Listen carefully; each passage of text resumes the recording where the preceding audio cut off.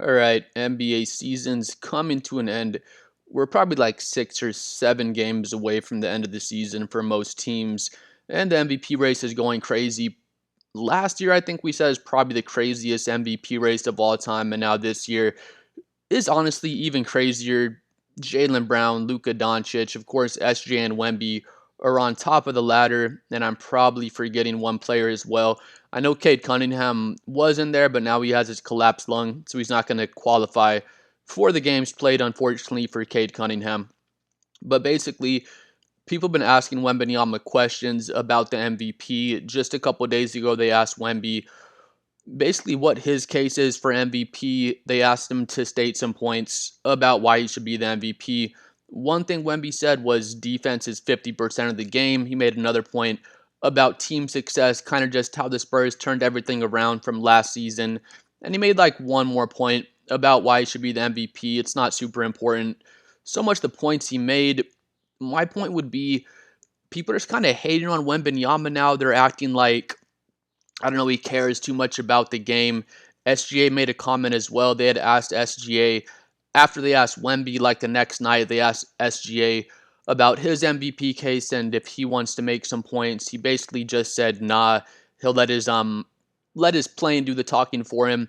And I'm all good with that. I think that's just fine. But people are acting like Wemby went out of his way to go on an MVP campaign or just came out of nowhere and said, hey, this is why I should be MVP, guys, when in reality, he's just responding to questions that a reporter asked him. And if Wemby did go out of the way to make an MVP push or make a case for himself, I'd be just fine with that as well. But that's one thing I want to clarify. People are acting like Wemby just came out of nowhere and said, hey guys, I should be the MVP, when in reality, he's just responding to questions that reporters asked him. But moving on though, the Spurs, they just wrecked the Warriors last game last night after putting up an easy 41 points and 18 rebounds in a runaway win. It really was an easy 41 and 18. Wemby scored 41 points in back-to-back games now, and they asked Wemby some questions about the MVP. He was on there with Scott Van Pelt, and Wemby says, "I do care deeply about the MVP award. I think that, I think that of the greats that are in the Hall of Fame or the best, oh my God, or the best of all time, they have fought and grabbed everything they could grab early on in their career. If I want to make my spot among the greats, I got to try to not miss any occasion to put my name up there. And this season is an occasion for Wemby to put his name up there in the MVP race. We'll get to the ladder in a second here. Wemby's going to win Defensive Player of the Year. This year, that's a shoo-in. It's not even a contest, to be honest. And then, against my point, people are acting like Wemby's going out of his way to push himself into the MVP race or win the MVP based on what he's saying. It is largely a narrative-based award, like when Derrick Rose won back in 2013, whenever it was when Derrick Rose won. It was kind of more of a narrative thing. Hometown Chicago kid has amazing numbers. Should not have won MVP over LeBron James, though. But, again, Wemby makes his point. He's saying basically, I will make the point. People speculate about how long Wemby's career is going to be. He has a strange anatomy. He's 7'6" and he moves like a guard out there. So those are fair concerns to have. People want to act like Wemby's injury prone. That's just not true. He had his blood clot last season, missed like half the season, played 71 games his rookie year. Now he's going to play at least 65, 66 games this year. So the injury prone thing is it's just not a real thing. People just kind of make that up. But at the same time, I do understand Wemby 7'6". We don't know. We've never seen a 7'6" guy play a really long NBA career, just to be fair. But Spurs are on a heater. Spurs have won 26 of our last 28 games. The Spurs have been the hottest team in the NBA and still kind of flying under the radar, which San Antonio fans kind of love. But we've won 10 straight overall, 15 consecutive games in which Wembanyama has appeared. So yeah, every time Wemby plays, we've won 15 games in a row. When Wemby does play, he's averaged 28 points and 12 rebounds in that 15-game stretch. It says right here, included in that stretch is 5 straight games of 15 rebounds. That's the longest run by a player since Dennis Rodman. I didn't even notice that. That's fucking ridiculous, though. 5 straight games with at least 15 rebounds. Let's say Wemby doesn't do shit. He doesn't do shit on offense. If you have 5 straight games with 15 rebounds or more, you're just a hugely impactful player. There's no team that wouldn't love to have you. And then you add on top of that all Wemby's shot blocking, his rim deterrence, and then his offense on top of that. But Wemby just says, wow, I've watched a lot of highlights of Rodman, mostly on the Bulls, more than anything else. They don't make them like him anymore. And Wemby's right. There's no Dennis Rodman type players in the NBA anymore. But that's cool. Wemby, he knows his basketball history, and he respects the past legends, and he does study the game. Moving on though, getting to the ladder, Wemby is actually number one in the MVP ladder for week 23 of the season. SGA had been number one. I want to say the past 7 or 8 weeks, if we see here, SGA had been number one. Wemby was number two. In week 21, Luka Doncic has been just on an insane heater. He was number two in week 22, and now Wemby jumped from number three all the way up to number one. People are kind of speculating. It is a true thing. He made his comments, and now people are taking more notice of what he's doing, and he jumped up to number one. It's not all about his comments. He's playing just incredible basketball. He had the back-to-back 41-point games.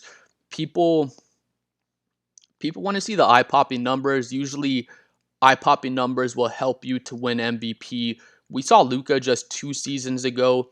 It was actually in 2023 when Joker won the MVP. Luka was averaging like 34 points, 9 rebounds, and 9 assists. I thought his numbers were more impressive than Joker's numbers for that season, but Joker still won the award. It's just so hard to factor everything in. It is narrative based to some degree, but it's just so hard to factor in everything. With Wemby and SGA, we're going to compare their numbers in a second. It's just about the most valuable player, of course, whoever has the biggest impact on their team, whoever does the most to help their team win. We have the OKC fans, we have the Spurs fans. I'm a Spurs fan if you haven't figured it out by now. OKC, OKC Glazers. I don't throw fans just into one little group. Like if you're a Spurs fan, I'm not just gonna say, "Oh, you're a Spurs fan." Every Spurs fan thinks exactly like this. If you're a Thunder fan, I'm not gonna say, "Oh, you're just a biased Thunder fan." I know exactly how you think because you're an OKC fan. OKC fans, if you're an OKC just 100% Glazer, you probably think SGA has a much larger impact than Wemby just on winning. If you're a San Antonio Spurs absolute Glazer, which I am, but I try not to be biased about it, then you probably think Wemby has a way larger impact on winning games than SGA does. In my opinion, it's like this. They're really, really close. If you think SGA has a bigger impact, I'm not mad at you. If you think Wemby has a bigger impact, which I do think, again, I'm a Spurs fan, I'm not mad at that either. SGA's been just fucking stupid this season, to be honest. We'll get to SGA's stats right here. What SGA's doing, it's just ridiculous. SGA, he might be the best scorer I've ever seen, to be honest. I still might put Kevin Durant above him right now, but give SGA like 5 more years, he might be the best scorer I've ever seen. The foul baiting and things like that, I will get frustrated at that. Excuse me. I'll get mad. The flopping really frustrates me. SGA does do a lot of flopping. Again, I'm a Spurs fan. I loved Manu Ginobili. Ginobili was a gigantic flopper. He was a humongous foul baiter, and I still love him. So if you're a Thunder fan and you say SGA doesn't flop and foul bait, it's just not true. He flops and foul baits a whole lot. And if you're a Thunder fan, I think you should be able to admit that and still say, I fucking love SGA. I don't care about the flopping and foul baiting. While we're on that point, if you watch SGA play, it's easy to say he had 47 points the other night. He had 25 free throw attempts. So people just look at the stat sheet and say, "God, fucking 25 free throw attempts. The refs suck and SGA sucks and he's a flopper. He couldn't score. He couldn't average 30 points without his free throws." And it's just not true. You could take his free throws away and he's still like fucking 25 points on 55% shooting. So he's an amazing player with or without the foul drawing. Foul baiting is a skill. All the rip through things and stuff SGA does, James Harden would do it, Kobe would do it, Kevin Durant would do it. Micheal Jordan would have done it if that was like a thing they did, but the game was just so early on, they weren't doing the rip throughs and things like that. But back to my point, SGA scored 47 points the other night. People just see the 25 free throw attempts. I see all the comments, oh, fucking referees suck. SGA sucks if he didn't get the free throws, blah, blah, blah. If you actually watch the game, if you actually watch SGA play, maybe 10% of the time he doesn't get fouled. Like 90% of the time, he just does get fouled. People stick their hand in the cookie jar. He's great at picking up his dribble and ripping through and just getting fouled. He draws a shitload of fouls, and it just is what it is. But SGA on the season, he's averaging 31.6. We'll just call it 32 points, and he's shooting 55% from the field. Is fucking stupid. He's shooting like DeAndre Jordan type percentage. He's basically shooting like a center's efficiency. That's like a pick and roll type of player. 55% is more like a power forward or a center. It's just totally ridiculous, especially when your shot diet is just a bunch of tough mid-range jumpers for the most part. So his efficiency is amazing. He's one of the most efficient shooting guards we've ever seen this season by SGA. You could argue it's the best season by a shooting guard, the best all-time season for a shooting guard, and I wouldn't push back too much on that if you wanted to make that point. SGA's 2-point percentage right here, he's shooting 60% on all his shots inside the arc, which again is fucking ridiculous. It's like Shaquille O'Neal style numbers, and again, he's a shooting guard. So SGA is amazing. Again, I'll get frustrated with the flopping and the foul baiting, but I can't be a hypocrite. Manu Ginobili would flop and foul bait all the fucking time. He's one of my favorite players of all time. So, again, like I said earlier, the impact they have, SGA versus Wemby, just their impact on winning the game, I think it's really, really close. Most of Wemby's impact comes on defense, where most of SGA's impact comes on offense. Wemby's still a very good offensive player. SGA is still a very good defensive player. Again, even though SGA's impact is more offensive, where Wemby's impact is more defensive. With that being said, like I said again, for MVP, it's just who impacts the game and who impacts winning more overall. And I'm trying not to be biased. I'm a Spurs fan again. I just think Wemby does impact winning more overall than SGA with his amazing impact defensively. But you could take Wemby's impact defensively and say SGA makes just as big of an impact on offense. And I'll say I think Wemby makes more of an impact just overall on the game. But if you think I'm being biased from a Spurs fan perspective, I mean that's fair as well. Wemby on the season, SGA is averaging 33.2 minutes. Wemby's averaging 29.2 minutes on the season. Wemby's not really on a minutes restriction anymore, but I think throughout Wemby's career, we'll probably see him average like 30, 31 minutes per game. I think the Spurs are going to be trying to essentially load manage him for his entire career. And if we're winning games, then I'm just fine with that.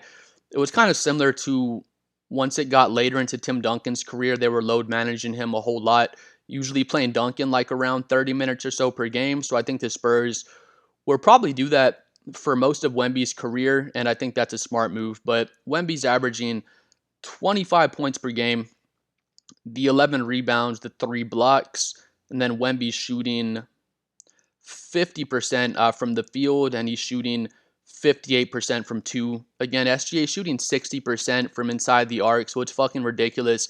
I've heard people make the point, they're kind of just being haters, but Wemby's 7'6" and SGA is still shooting a higher percent than he is from inside the arc, and people are saying, oh, that's sad, Wemby's fucking 7'6", and he still can't shoot a higher percentage than SGA from the 2-point area. And I mean, I get what they're saying.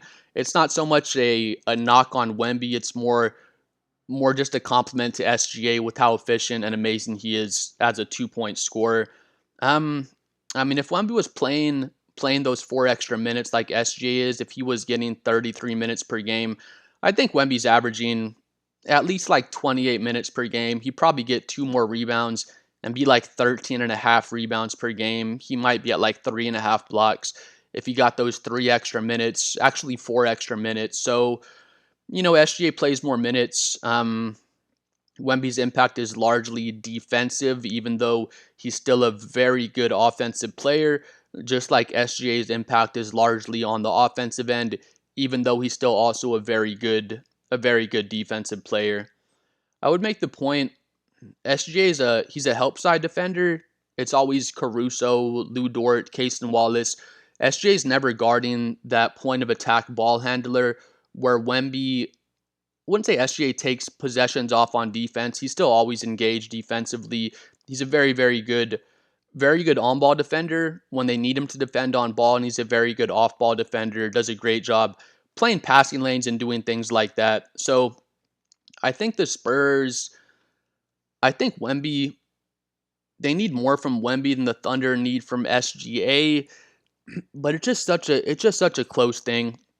Wemby, he's always locked in every possession defensively. He's the main guy on defense. He's the anchor of the Spurs defense, and at the same time, he's also the anchor of the Spurs offense. So that'd be my argument, I guess, for Wemby defensively. He's the anchor on both ends, where SGA is definitely the anchor on offense. He does so many amazing things offensively, and he's still a positive defender.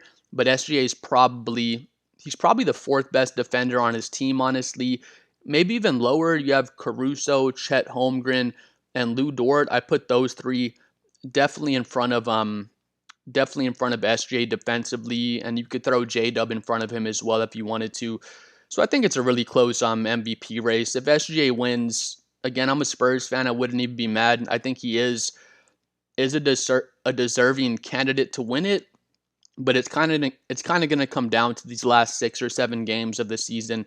If Wemby just scores 35 plus every single game, then he might win it. I think the main thing is if the Spurs are able to catch OKC and get that number one seed, and Wemby keeps playing the way he has been, I think Wemby will win MVP. But if the Spurs aren't able to get the number one seed, I think SGA is gonna win it again, and I think he's definitely deserving of winning it, and I think Wemby is as well.